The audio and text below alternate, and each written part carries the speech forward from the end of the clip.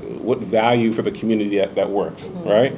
Leverage the existing technology, improve safety, take advantage of the CCTV network, put some intelligence behind that so we can look and derive video analytics to look for anomalies and find ways to make us all feel safer.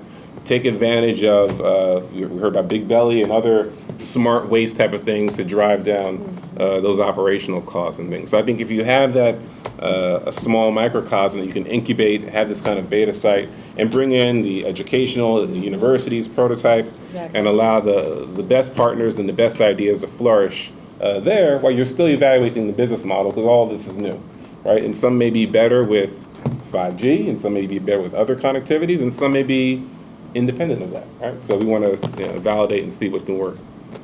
Yeah, so I'm glad you mentioned Bristol. So they're really unique in that they're focusing on the network as well as the smart applications. And that's actually a model that we're trying to replicate. And they've also used this model where they have university, government, and private sector all working together on this very effectively. I was impressed in the earlier panel session in Melbourne. They've been doing the same thing and finding quite a bit of success. So I think, especially what Bruce and Clayton are building here, they're pulling together university partners, private sector, government, to really try and replicate that model here, and I think it's pretty exciting. So, and I would move beyond the P3 to what I would call the P5, which is to say it's more than just a community public-private, but you need the social innovators like Silicon Harlem, you need the universities. So really I think innovation, and if you look at Silicon Valley, they've moved beyond the triple helix to the quintuple helix, which is to say that to create innovation and even to create accessibility and equity, you really need to pull at least 5 actors and 5 different pathways of resources, and it's not just the community in some broad sense, but specifically knowledge partners, right? Knowledge institution partners, the city itself, the private sector, and social innovators, as well as others. So I think if we can broaden the scope beyond P3 to P5, that would be even better and even richer and more capable of extending real access and real, I think, co-production of the smart city. I think one of the things that's interesting about the smart city space, we talk a lot about all the opportunity, but we have to remember there's also enormous risk here. Yeah. That one of the examples I often cite is earlier this year, I think it was in Dallas, Texas. It was a Friday night. It was about 12:30 at night. All of a sudden, the sirens start going off all around the city. That some hackers, just for fun, figured, can we replicate the radio communications going into the city, sort of emergency sirens, the things that go off in the case of a hurricane or a tornado, and can we set them off? And so just for fun, they had over 100 different sirens going across all around the city, and people were freaked out, didn't know what to do, what it meant. The city had to go one by one and shut those all down. It took over 2 hours, went on into the wee hours of the morning trying to shut those down. Now imagine if you did the same thing for New York City's traffic lights, right? Imagine if you did the same thing for New York City's water meters. You can really completely shut down a city or cause sort of chaos, right? And so we need to be thinking about all the complexity of these solutions, and that's why having diverse sort of stakeholders with different perspectives at the table is so important. So, we're looking at, for example, something as basic as counting. Like, counting is the bread and butter of almost any industry or any sort of group of people and what they want to achieve in New York, right? If we know the number of people out on a sidewalk, then you know how, if you can sell, what the price of advertising is. The what the business activity could be supported there. About sort of safety needs, right? Counting things is really critical, but how do we actually want to count those things? Do we want to count in a way that's completely anonymous? If so, we need to make sure that we've got groups like the NYCLU, the Civil Liberties Union, and others that are actively part of the process in which we're testing those technologies and understanding sort of the pros and the cons of each. Because every decision that we make in the smart city arena, it's a cost-benefit analysis. It is what is the benefit that we can receive, and what is the cost and the potential risks that we're taking on here. And so that's why it's so important to have all of these partnerships together. If we can really, in a concise way, identify those benefits, identify those risks, do effective testing, it makes it sort of easier, it accelerates the speed at which we can roll these things out, and the faster we can improve quality of life. That's a really good point. I think in addition to the privacy concern, as well as also the sense of biases coming in, like who's looking at that data, how are they making decisions, how are they targeting?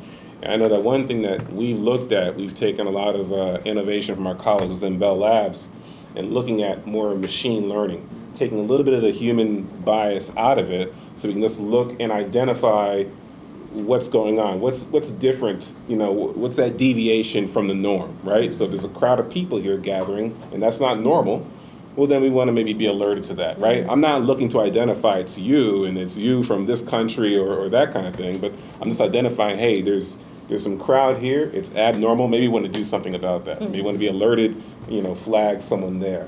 And ideally, the machine should not be biased, right, until someone changes the AI aspect, but it should be an unbiased mechanism on top of that. So we've kind of given some thought in some of those security concerns because I think, like you're saying, you do all this technology and you expose yourself to multiple planes of attack, right? And a lot of folks don't think about that. They think about the innovation, they think about they're excited, and we like technology, at least I do, and so you just want to move forward. You're not thinking of how this can be infected, how this very simple device doesn't have maybe all the security of your fancy Samsung or your iPhone, which AT&T and Verizon have ensured all kinds of protection on those devices, and T-Mobile and Sprint, but maybe not the water meter, right?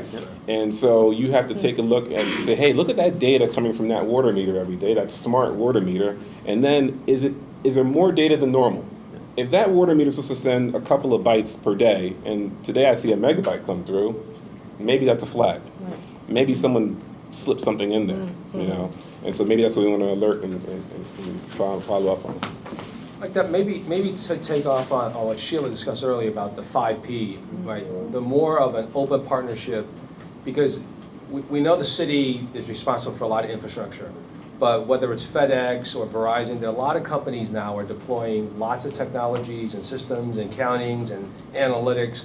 And that data, in other cities, the universities are starting to want to access and to merge that data, right? The public and private data, and in an anonymous way, but to create innovation, right? Create services or create analytics whether it's a water meter or energy meter, in one city, university students are trying to help the lower income, not public housing, but just working class, working class, where there's spikes in energy consumption when normally those folks are working and they're not home. So that is where they're getting that data. Or they approached the utility, they went to the city, they went to the regulator, and they were able to glean from anonymous data how to monitor usage. And then as civic action or community action is to notify those areas that it looks like, kids at school, mom and dad are working, but there's inordinate amount of energy waste, and try to help the community. So there's a lot of data in a community today that is accessible. It's up to that community, whether it's an entrepreneur or it's a university, or it may be the city itself, is say, we should start targeting daily problems and going after that data. And that's where, if the data may not be collected by the city, it may be at the utility, or it may be elsewhere as well. So I wanted to add that in. Do you have some questions for the audience? Anyone? In front here? Yeah. Olivier Sauvé from Fordham University. I thought this was a great discussion, and James, your point here really articulated what I was wondering, and I'd love to hear all of you speak to it. Someone at the event, at the lunch discussion, asked whether broadband should be a utility. That was provocative. I wonder, I'm going to ask the question as a matter of data, right? So the city has launched a great open data initiative that seeks to draw on the intelligence of the city to make sense of data as available the way the city makes it available. To what extent do you guys think there should be a line in how the data that's collected by companies should be proprietary or shared as a matter of course? I mean, I don't know if the city's thought about that. I suspect that it might with regards to the information it collects. I mean, Sean, you mentioned it as well. In light of the security concerns, privacy concerns, and all that, I mean, I mean it to be provocative, but also curious how you might draw the line if you were to draw the line about sharing. Maybe I'll let Sheila first, and I'll. I mean, listen, I think open data is a very sticky problem, right? Because there are a set of concerns, privacy, security, and what people obviously can do with this data. On the other hand, data by definition is taken from someone, right? And so it is, who does it really belong to in the first, right? I mean, so it's user data. It's something someone's doing in this thing we call the city that we're collecting. So where's the line, right, between open and closed data is what you're saying, sharing and not? I mean, I think that's a really good question. I don't have a neat answer to it. I think when you open data, I'm curious about what the city means by open data and who can access it.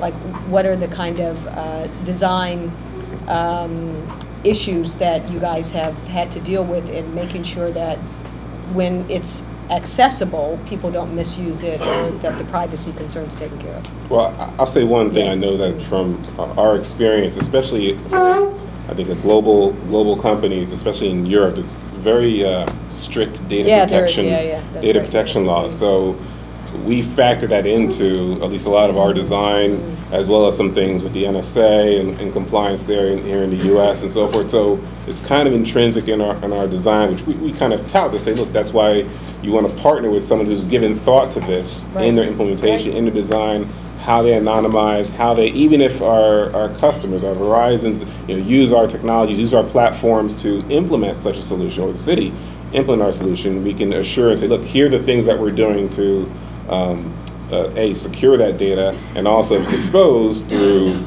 open APIs and things like that, what's available to be extracted, right? Not the identifying characteristics of that data, not your phone number, or not your telco terms, your device serial number, your IMEI, and things like that. Your whatever your identification, is taken out, but the data attributes, if you will, is there. And then I think you want it open because it gives the city, I think, not to speak for Jeff, but different revenue generation opportunities, right? The right kind of revenue share, because otherwise, it may not work, right? We're not all going to be like a Bristol is open for a while to do this incubation project, and we'll try out the business model, right? We have to make sure this makes sense.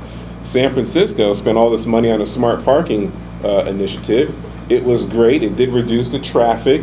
It reduced the drive around looking for a parking space. People were automatically notified that, hey, you can go park here. You can, top up and, all from your phone. It was fantastic, but it didn't make any money, right? It was unsuccessful in that regard, and it's going to die, right? So it's imperative, if you can't find the revenue out of that data sharing, it's going to eventually die, right? So I think we have to make it so we can share. We have to put in the right security, anonymization mechanisms in place. Especially if different communities are going to use the data. So if different communities and not the city for revenue are going to use the data, what are the protocols? I know that Seoul, South Korea, also has an open data process. I mean, so it's not a unique thing now. But so from the city perspective, how do you think about open data? So there's a lot here. I'm going to try and hit a couple points. It's not going to be everything, but I know. You're going to unpack it. I'll try and unpack it. Okay. So first thing, you guys heard from Gail Brewer earlier today, who, we say is like the godmother of open data. I mean, she was the one that really got the city to have an open data law back in 2010. And not all cities around the world have that, and we really think that it's critical. It is one thing to say you as a city as a good faith effort want to be open. It's another thing to have a law that actually forces you to do that. It's very, very important. More data is not always better. Data is only as good as the quality and how trusted that data source is, right? And so one of the things that's really important is to make sure, we are now beginning to pull into our open data portal outside data sources from universities, et cetera. But we have to make sure that that data that's coming in is trusted data that is valuable. Otherwise, folks who are using those data feeds to make decisions potentially could be misguided, and Right. it could have detrimental impacts. So someone has to be a steward of that, of sort of trusted data, and that's very important. And making sure that the data is clean and useful is a very, very heavy lift, especially when you're talking about sort of old legacy systems. Now we meaning like cities generally across the board are in like version 1 of open data, meaning the most up-to-date piece of data that you can get is 311 call data. All the people that are calling into 311, it's all categorized by issue type, and you can see I think every hour they update it. That is a very different thing than real-time data. So imagine that, I'll give you an example, something that we're working on. Like, I would love in the future to be able to have a live data feed of the location of garbage trucks. We have GPS sensors on garbage trucks. There's issues obviously there also of protecting the sort of confidentiality of drivers and not wanting, there being sort of legal implications, obviously, that can slow down opening up data like that. But garbage trucks are one of the #1 causes of congestion in New York City. If we know the location of garbage trucks and that information, there's a data feed that Google or Apple or Waze or anybody else can tap into. They just routed you around that traffic truck. You got to from point A to point B faster. You release less, greenhouse gases into the environment. All of there's infinite sort of benefits there simply by having an open data feed. Now, we as a city have to think about the question of the cost there, right? And who, if we're actually making that available in real time, are we storing it somewhere? What are the costs of storage? And if you do this for a whole number of data feeds that we have, can we as a city take on that financial burden? The answer really is no. We'd be bankrupt. And so there's an opportunity here as we start to think about sort of version 2 here of, can we say that for public benefit that we make, certain aggregate data available, but maybe there's a fee to access that real-time data that helps cover those costs. Because the difficulty about all this technology that we're talking about is as soon as it's rolled out, it's outdated, right? That the pace of innovation right now is so fast that we have to make sure that we have business models in place that can enable us to continually upgrade.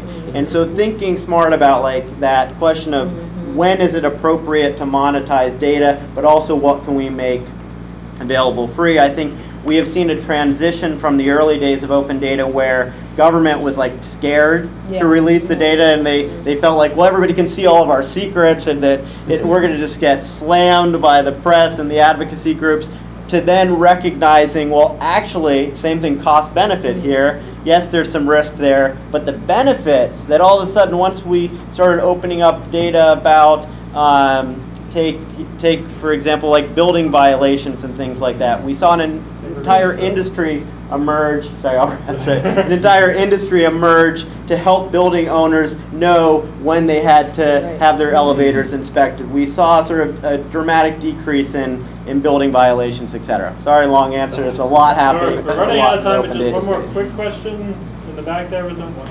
Hi, I was gonna ask. So if our data is being streamlined to these companies that can sell it, right? What if there was a way like to create a software that would be just installed into one hard drive that would have all your data saved as a profile, but be encrypted at the same time, and only when it, like, let's say the software that detects something like something you did or something that's under your name that is bad and like somebody needs to know about it, that is the only time that encryption will let off its security. So let me say that it's a great point that technology has a big role to play here, right? And so how you encrypt the data, how you collect the data even, the types of data can depend on the types of technologies that you're using to obtain that data. And I think the community has a voice about what technologies they want in their community and how that data is being created. And I think that's what we're getting at there. Any other comments on that? Well said. Okay. All right, with that, I think we're going to have been told we got time for one more, okay? Right here, we had a question earlier. Yeah, so I was reading that there are 10 cities in the world, right, that are now like the up and coming, emerging, like Silicon Valleys, right? There's Estonia, there's Santiago in Chile, there's Buenos Aires, etc.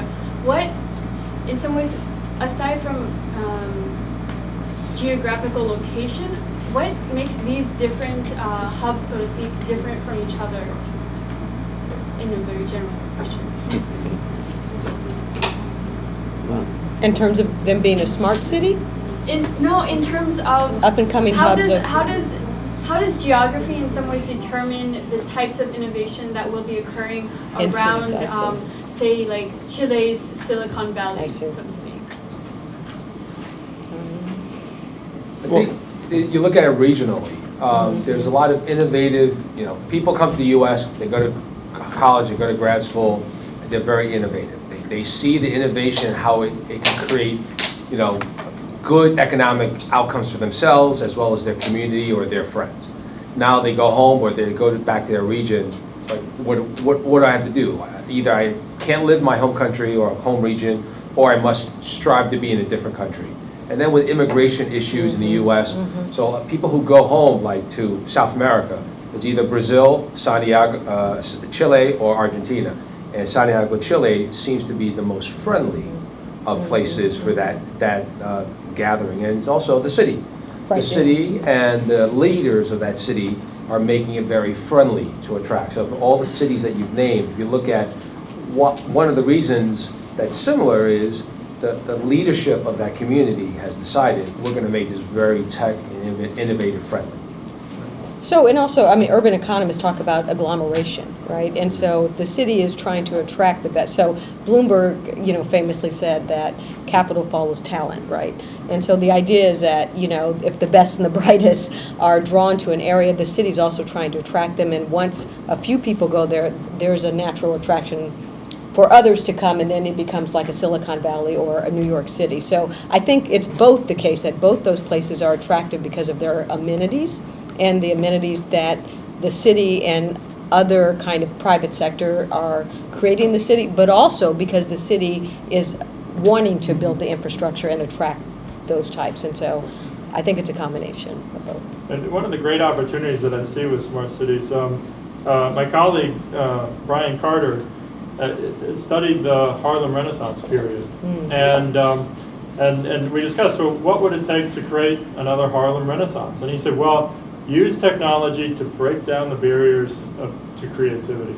And that's the key. If you bring down the barriers, that's how you get a renaissance. And then it's the community that's freely expressing itself and developing these artistic and creative innovations. And I think if we can create that the technology like the city's trying to do to open up connectivity, but not just connectivity, but resources, education that allow people to be creative this way, then you'll have an opportunity for the city of New York to have a unique expression like you're talking about. Especially if it adds affordability. That's Right? Because if we create another Harlem Renaissance, but the people who are creative get pushed out, then we're back to where we are today, which is to say that you lose a lot of that capital, that creative capital. And I think with that, we're going to have to end it. Thanks, folks. Move on to the next session. Thank you. Very good. So I was just on the phone.